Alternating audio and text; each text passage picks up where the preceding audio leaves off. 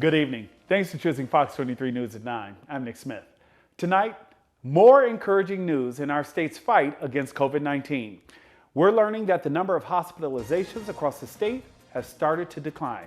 Our Quentis Jones has reaction from health leaders. Tonight, as COVID-19 cases continue to slow, the number of people hospitalized from the virus is also down.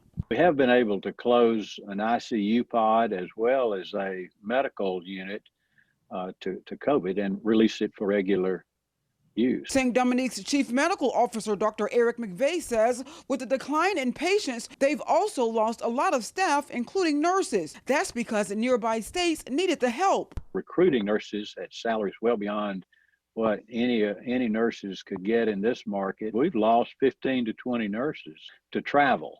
That's bad because that puts the stress back on those that stay home, and now having to work extra shifts. One can only do that for so long. Dr. Luann Woodward at University of Mississippi Medical Center can finally breathe a sigh of relief, this after a surge in patients over the last few months. Today our number, for example, is 70. At one point we were up as high as 110, but that means that we're able to then take some beds that we had reserved and slotted for COVID patients and to use those for patients that are not COVID. In fact, one hospital in Starkville posted to social media for the first time since April, they have 0 COVID patients. While this is all good news, Dr. Woodward still doesn't let her guard down. I do have concerns, like many others, that following the Labor Day holiday, following schools getting back into session and people trying to attend sporting events, that we may see an uptick.